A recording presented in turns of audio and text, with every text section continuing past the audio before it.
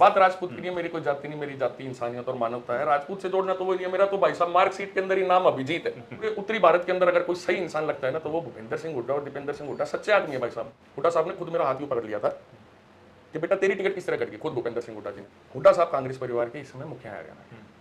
हम मुखिया की शरण में, भिवानी के अंदर जब हुड्डा साहब मुख्यमंत्री थे, भिवानी में कुछ आया तो मेडिकल कॉलेज से लेके यूनिवर्सिटी से लेके तोशाम बाईपास का पुल लगा लीजिए, टीआईटी का पुल लगा लीजिए, 2-3 नए पुल बने। इंदिरा गांधी जी का, राजीव जी का, पूरा मेरे दादाजी के ऊपर विश्वास, तो उन्होंने कहा था भिवानी छोड़ के आप दिल्ली आ जाइए और केंद्र की राजनीति कीजिए। मैं समाज सेवा में नहीं हूँ, सेवा में हूँ, बट पॉलिटिक्स के द्वारा सेवा में हूँ, उसके बिना मैं कर नहीं सकता। नमस्कार, मैं हूं आपका दोस्त विनोद शर्मा और फिलहाल हम भिवानी की एक ऐसी जगह बैठे हैं जो चर्चाओं में परिवार काफी वर्षों से, और आज फिलहाल हमारे साथ उसी परिवार का एक बड़ा होनहार युवा हमारे साथ मौजूद है, जिसको आजकल भिवानी के लोग मसीहा के तौर पर, क्योंकि रोडों पर वो निकलता है तो कचरा जो फेंक देते हैं लोग या जो डस्ट होती है उसको लेकर के टूटे हुए रोडों को ठीक करता है। नाम बहुत बड़ा है, परिवार बहुत बड़ा है, लेकिन सोच भी उससे ज़्यादा बड़ी है। फिलहाल अभिजीत लाल सिंह के साथ बैठे हैं। आने वाले वक्त में कुछ लोग उनके साथ ही उनको विधायक के तौर पर भी देखते हैं। तो फिलहाल अभिजीत जी, स्वागत है आपका। धन्यवाद। और स्क्रीन पर फिलहाल हमारे साथ जुड़ गए हैं। सबसे बड़ी वजह, मैंने जब आपके कुछ स्टेटस वगैरह देखे, एक आध वीडियोस देखे, तो मैं भी खींचा चला आया। अब रोडों पर इतनी धूप होती है, लोग, गरीब आदमी भी नहीं निकलता। आप तो अच्छे खासे परिवार से आते हैं, रोडों पर कचरा उठा के, कचरा डाल के उन रोडों को ठीक कर रहे हैं, जिनको सरकारों को, जो हमारे जनप्रतिनिधि हैं, उनको ठीक करना चाहिए चुने हुए। जी बिल्कुल। गर्मी भाई साहब ना, तो जब यूँ बोलते हैं ना कि जब आपको यूँ एक शहर के अंदर अपना, अगर आप शहर में मान के चलते हैं तो वहाँ पे गर्मी सर्दी की बात नहीं है। बात यह है कि मन के अंदर एक दुख है कि जिस प्रकार से हमारे शहर के अंदर एक छोटी काशी के नाम से जाना जाता था और आज उसको जाना जा रहा है कि वो लुहारू, भिवानी, बोआनीखेड़ा, दादरी का कचरा डंपिंग यार्ड के नाम से भिवानी को से जोड़ा जा रहा है। सड़कों की हालत देखो तो यहाँ पे प्रशासन, पिछले समय से प्रशासन ही काम कर रहा है, जनप्रतिनिधि तो यहाँ पे पहले से ही सोए हुए हैं। अब प्रशासन नया ऐसा आया है या फिर प्रशासन भी अब कुछ दिलचस्पी भिवानी के अंदर कम लेने लग गया है भाई साहब। हमारा लोगों के बीच में जाके और सड़कों के गड्ढे बनने का कारण ये है कि हमारे पास कोई ना कोई आके बता के जाता है कि वहां पे ऐसे ऐसे दुर्घटना होगी। कई बार एक बार पता चलता है, 2 बार, जब किसी भी बात के बारे में, समस्या के बारे में 2-3 बार हमें पता चल जाता है तो हमारा भी वो हो जाता है कि यहाँ पे जाके देखना चाहिए। अब ये घंटाघर से कृष्णा कॉलोनी की तरफ आप जाएंगे तो वहाँ पे किस प्रकार से खड्डे बन गए थे हैवी ट्रक जाने की वजह से कि छोटी गाड़ी बीच में जाती है तो उनका बम्पर और ये डिफेंसिल वगैरह का नुकसान हो जाता है नीचे से। 1-1.5 फुट के ऐसे गड्ढे बन गए। 5-7 दिन तक तो भाई साहब हमारी भी ये सोच रहती है कि भारतीय जनता पार्टी वाले वैसे ही नेता जैसे बोलते हैं कि ज़्यादा एक्टिव है, विपक्ष नहीं हो गया, पता नहीं ये क्या हो गया। पर अगर विपक्ष एक्टिव नहीं होगा तो पक्ष कैसे? स्ट्रॉन्ग विपक्ष होगा तो पक्ष जब भी तो लोगों का काम करेगा ना। चलिए बात करें, चर्चाओं में काफ़ी ज़्यादा इस दीपेंद्र हुड्डा के, भूपेंद्र हुड्डा की भिवानी रैली की बात करें, तब से काफ़ी ज़्यादा चर्चाओं में एक ही चेहरा है। लोग भी बातें कर रहे हैं, इलेक्शन की चर्चाएं हो रही हैं। क्या कुछ कहना चाहेंगे इस रैली में? ऐसा क्या दिमाग में आया कि पूरे भिवानी में पोस्टर अभिजीत लाल सिंह के थे, पूरे भिवानी में चर्चा अभिजीत लाल सिंह के थे? क्या वजह है? दिमाग में इलेक्शन की 2024 की ठान ली है? देखिए, सन 66 से लेकर अब 2019 तक अगर भिवानी विधानसभा का अगर आप इतिहास टटोलेंगे तो उसके अंदर हमने भी एक विश्लेषण किया था कि यहाँ से लगातार हमारे बनिया समाज के एमएलए बनते आ रहे हैं। 3 बार अगर किसी अन्य अगर कास्ट से आए तो उसमें राजपूत ठाकुर बीर सिंह जी, स्वर्गीय ठाकुर बीर सिंह जी हमारे दादाजी, और स्वर्गीय पंसीलाल जी जाट कम्युनिटी से हो गए, और डॉक्टर शिव शंकर भारद्वाज जी ब्राह्मण कम्युनिटी से हो गए। उसके बाद बनिया कम्युनिटी से बन रहे, जबकि शहर के अंदर हमने देखा कि अगर वोट बैंक की बात, हाँ, तो उसमें भी इतना नहीं है तो इतना लंबे समय से क्यों हो रहा है? तो उसके अंदर हमने देखा कि जिस प्रकार की कांग्रेस पार्टी और भारतीय जनता पार्टी के कुछ ऐसे हैं कि भाई हालात ऐसे है कि यहाँ पे कांग्रेस पार्टी की तरफ से जो नेता है वो कमजोर है। अगर जनता की नज़र में विकल्प पहले से ही आ रहा हुआ है तो वो फिर अपने पहले से एक जो चुने हुए प्रतिनिधि है उससे क्यों नाराजगी बोल लेना चाहिए? घनश्याम जी के सामने कांग्रेस पार्टी ने 2009 के अंदर सिटिंग एमएलए के तौर के ऊपर शंकर भारद्वाज जी को दोबारा रिपीट करा। उन्होंने हो सकता है लोगों के अंदर अपना खुद का कुछ ऐसा रहा होगा कि लोगों ने 2-3 हज़ार का मार्जिन से वो रह गए। 14 के अंदर फिर हमारे घनश्याम जी को दोबारा रिपीट करा, विधायक जी को। उस टाइम बीजेपी की लहर आ रही थी, तो ये था कि अब की बार मंत्री बनेंगे, शहर का कुछ काम होगा। मंत्री बने पर कुछ कारण ऐसे रहे कि शहर क्या 1 साल के अंदर मंत्रालय खोस लिया गया प्रदेश सरकार द्वारा घनश्याम जी से। और उसके बाद फिर 2019 के अंदर क्या हुआ कि अब कांग्रेस पार्टी की तरफ से कैंडिडेट अमर सिंह जी आए। फर्स्ट टाइम राजपूत को टिकट मिली कांग्रेस पार्टी से, फर्स्ट टाइम आज तक जी। अब उनका खुद के समाज में या कैसे था कि उनका मतलब लोगों पे इतना विश्वास नहीं जमा पाए, तो घनश्याम जी को तीसरी बार बनाना था मजबूरी, जब तक लोगों के सामने उनकी हकीकत आ चुकी थी। अब हालात ये कि जो इंसान बिना किसी फित्ते के नजरों से अगर किसी जगह की पैमाइश कर दे, तो उस इंसान को होना चाहिए उसके बिजनेस में। जिस इंसान को घर बैठे अगर दूसरे साथी की तकलीफ, उसकी माँ का दर्द समझ में आता है, तो उसको होना चाहिए समाज सेवा में। तो मतलब कि अभिजीत लाल सिंह को दूसरों का दर्द समझ आने लगा है। जिस तरीके से रोडों पर निकलते हैं, आम जन की समस्या का समाधान करने की कोशिश करते हैं, तो फिर इलेक्शन की तरफ चल पड़े, समाज सेवा की तरफ चल पड़े। जी भाई साहब, देखो मैं समाज सेवा वो आदमी कर सकते हैं जिस पे हजारों करोड़ रुपए हो। मेरे को परमात्मा से, हमारे दादाजी की खून पसीने की कमाई से मेरे को जितना उन्होंने दिया परमात्मा की, उससे मेरे को इतना है कि मैं खुद का और कुछ ज़रूरतमंद लोगों की मदद मैं कर सकता हूँ। स्वाता है, दाल रोटी का जुगाड़ मेरे पास है। बट मैं यूँ कहता हूँ, मैं समाज सेवा में नहीं हूँ, सेवा में हूँ। बट पॉलिटिक्स के द्वारा सेवा में हूँ, उसके बिना मैं कर नहीं सकता। मेरे पे धनमाया हो अंबानी जितनी, तो उसके बाद मैं कहूँ कि मैं समाज सेवा में। आज मैं समाज सेवा कब कहाँ करूँ? मेरे घर वाले मेरे को घर से निकाल देंगे, बेटा बहुत होगी समाज सेवा। राजनीति के द्वारा क्या होता है कि आपको लोगों को एक सेवक मिलता है जो अपने अधिकार जानता हो। अब मैंने वकालत के थ्रू पहले कानूनी जानकारी भी ली है, मुझे पता है कि किस थाने में किस चीज़ के बारे में आप बात कर रहे हो, मुझे भी जानकारी है। उसके और विकल्प के उनकी भी जानकारी है। तो हमें अपने क्षेत्र के अधिकारों की और विकास की बात हमारे जनप्रतिनिधि करे, और सदन के अंदर भी करे। और मुख्यमंत्री तो राजा होते हैं, उनसे आप कितना ही धन लिया हो कभी मना ही नहीं करते। उनको क्या चाहिए कि जनता राजा की जय जयकार बोल रही जाए, राजा प्रसन्न होए। और राजा प्रसन्न होने के बाद क्या नहीं देगा? भिवानी के अंदर जब हुड्डा साहब मुख्यमंत्री थे, भिवानी में कुछ आया तो मेडिकल कॉलेज से लेके यूनिवर्सिटी से लेके तोसाम बाईपास का पुल लगा लीजिए, टीआईटी का पुल लगा लीजिए, 2-3 नए पुल बने, बीडी गुप्ता पार्क बना, बंसीलाल जी का पार्क बना, ठाकुर वीर सिंह जी का पार्क बना, और भी चीजें बनी। मतलब अब मैं इस समय इतनी जो आपको बता पा रहा हूँ, और भी बहुत चीजें होंगी, बट ये चीजें आई ना। आज भिवानी के अंदर क्या है? प्रदेश स्तर की जो चीज है वो आप बताओ कौन सी है भिवानी के अंदर की प्रदेश लेवल की चीज? भिवानी की बात करेंगे। सबसे बड़ी बात शायद दर्शक भी अब एक चीज जरूर जानना चाहता है, अभिजीत लाल सिंह 2024 का चुनाव लड़ रहे हैं, क्या मंशा बना ली है, क्या दिमाग में चल रहा है?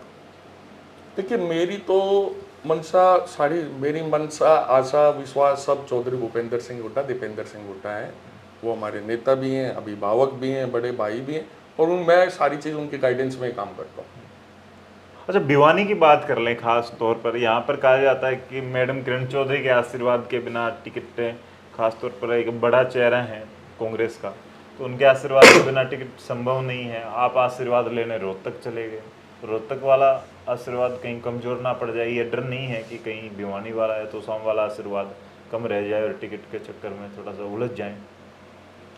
देखिए, किरण चौधरी जी भी, दीपेंद्र हुड्डा जी भी, रणदीप सुरजेवाला जी भी, शैलजा जी, दीपेंद्र हुड्डा, तमाम कांग्रेस के जितने नेता हैं तो कांग्रेस परिवार के। अब परिवार का एक मुखिया होता है और एक परिवार का उप मुखिया होता है। हुड्डा साहब कांग्रेस परिवार के इस समय मुखिया है हरियाणा के। हम मुखिया की शरण में, मुखिया जो कहेंगे कि बेटा वो फलाना चाचा नाराज है तो चाचा के जाएंगे, ताऊ नाराज है ताऊ को मना ले, बुआ नाराज है बुआ को, ताई नाराज है, कोई भी हो। अब किरण चौधरी जी कांग्रेस पार्टी की सीनियर लीडर है, हम उनका सम्मान करते हैं।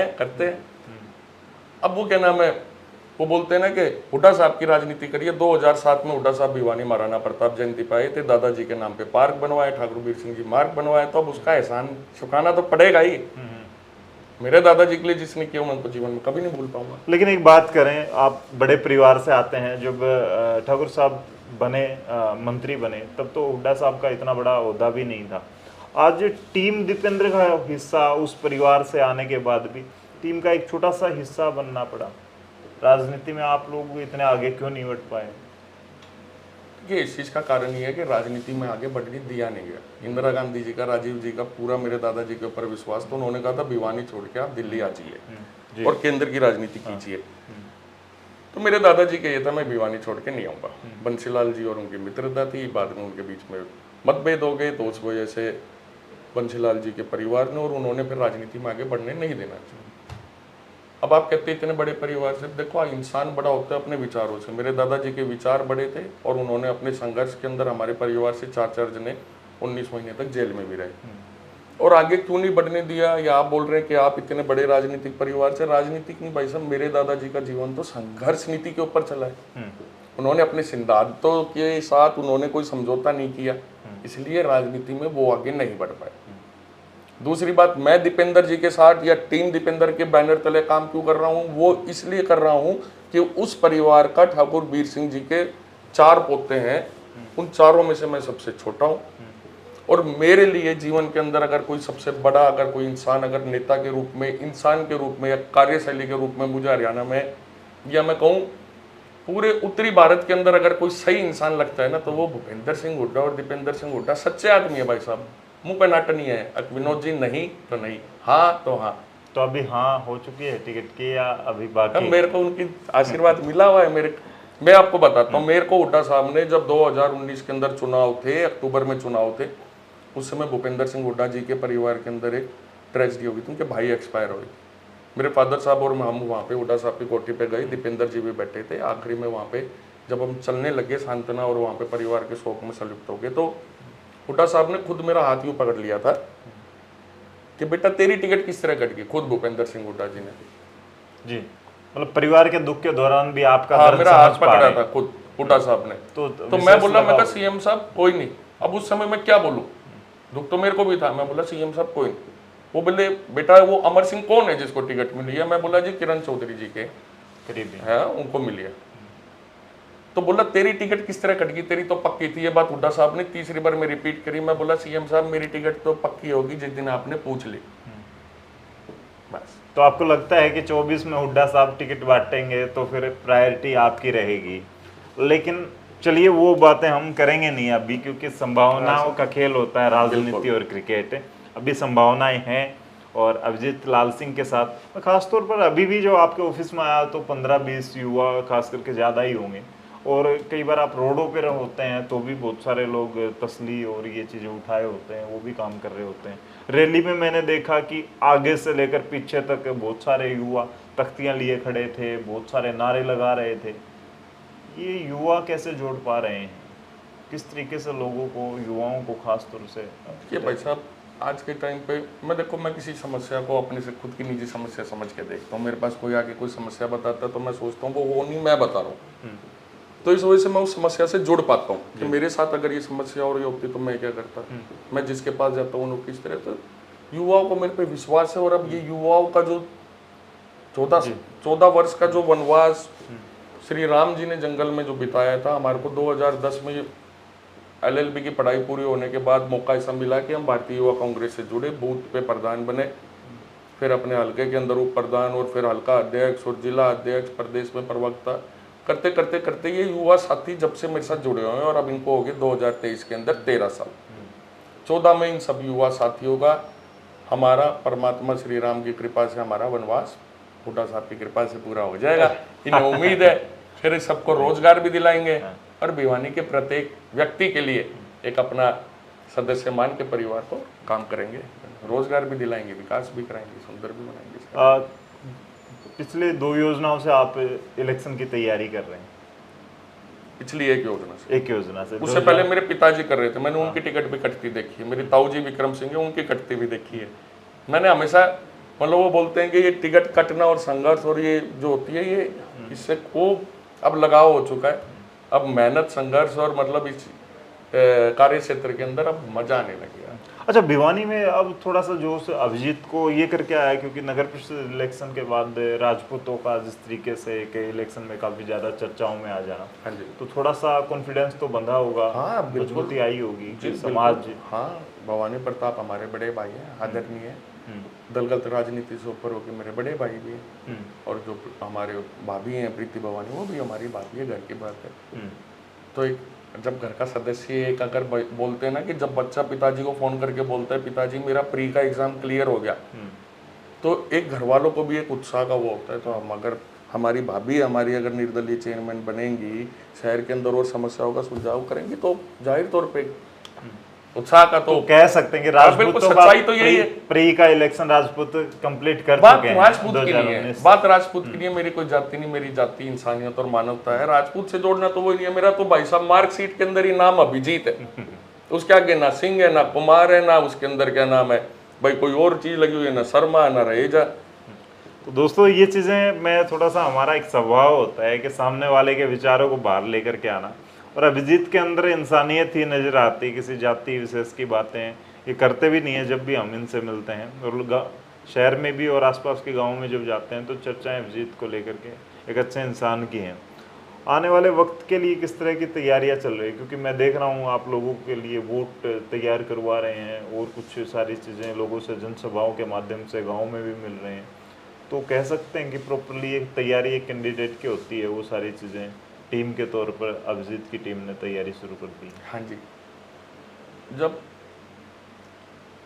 पिछली बार का चुनाव था 2019 के अंदर, उससे पहले भी हमने भिवानी के 225 बूथ के ऊपर लगभग हमने 170-72 बूथों के ऊपर 5 से 7 लड़कों की टीम बना ली थी। लगभग 2250 के आसपास हमारे बूथ के ऊपर योद्धा तैयार हो गए थे।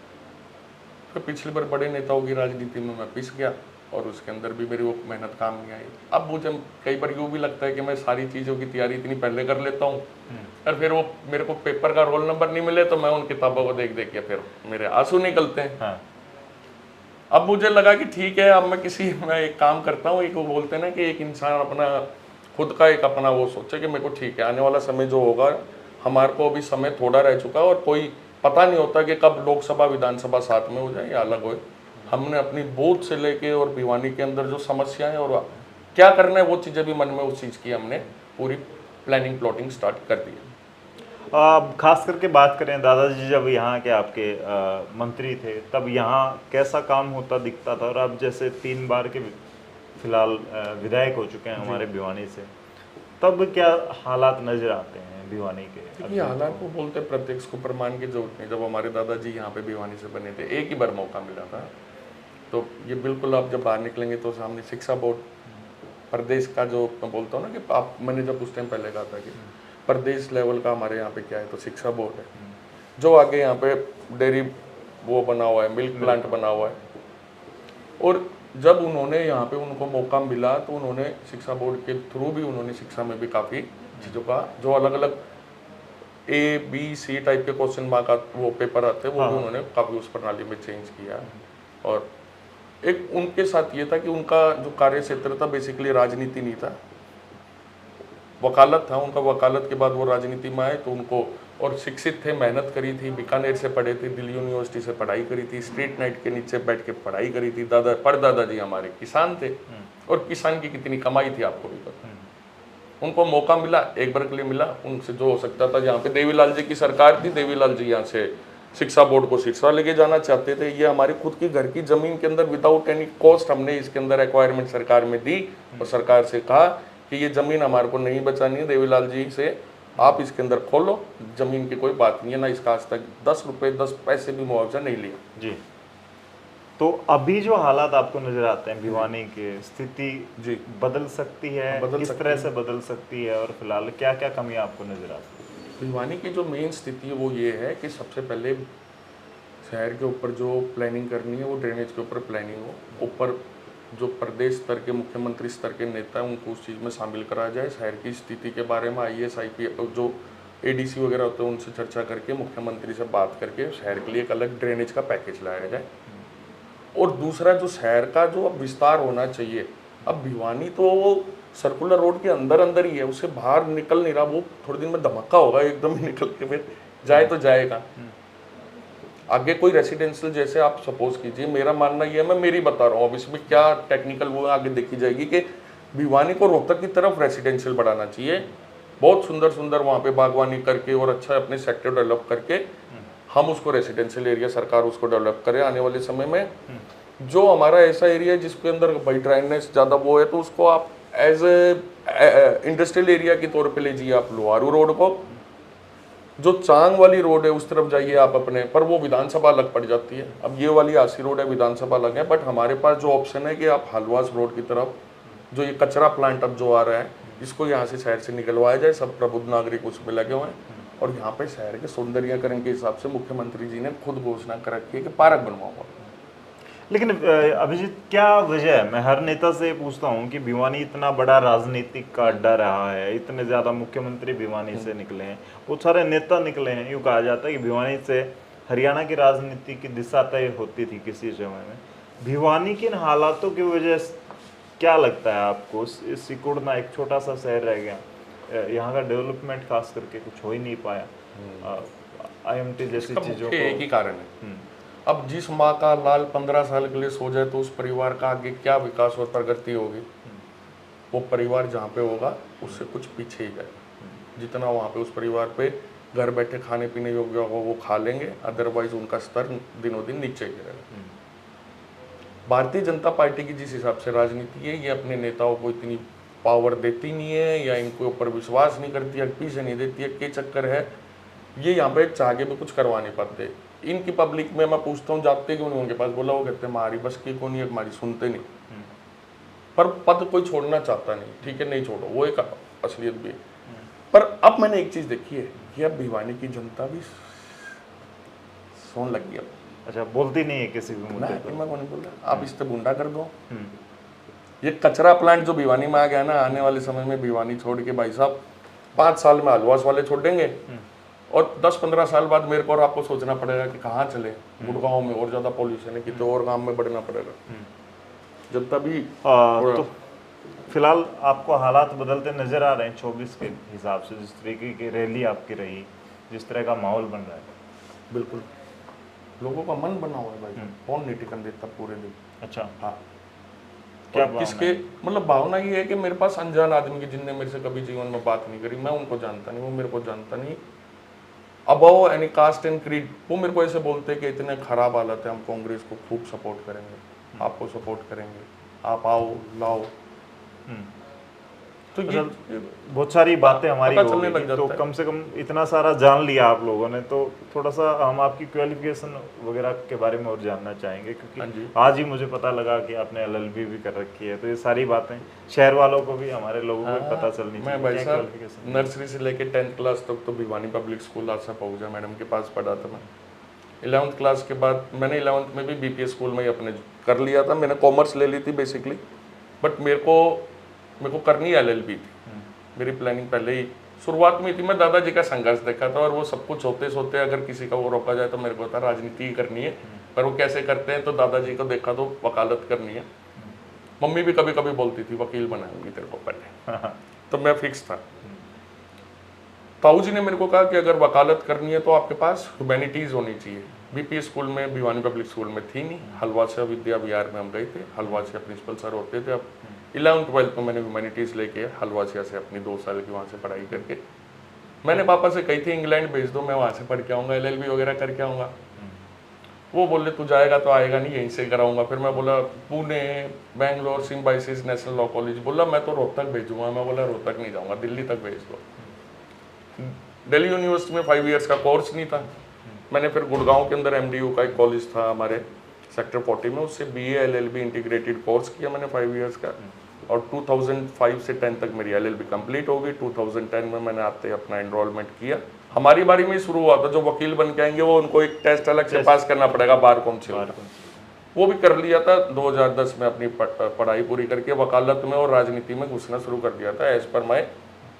तो फैमिली भी चाहती थी, खास करके फादर साहब की इलेक्शन की लाइन में आप राजनीति में आए? बिल्कुल, फादर साहब ने तो सारा जीवन दादाजी की राजनीति और उनकी जेल और संघर्ष में, अगर उन्होंने दादाजी के साथ अगर लगाव राज के अंदर मजे भी लिए हैं, तो उसके बाद तो बाकी के टाइम तक संघर्ष देखा है। मेरे फादर बोलते भी हैं कि मेरे को तो वकीलों की करनी है, मेरे दादाजी भी वकील थे तो बोलते पहले मैंने वकील फादर की सेवा करी, अब वकील उनके भाई थे विक्रम सिंह, वो बोला उनकी करी, अब ये बेटा आ गया वकील, अब इसकी करनी है। वो एक थोड़ी दूसरी सन्यासी किस्म के इंसान है वो।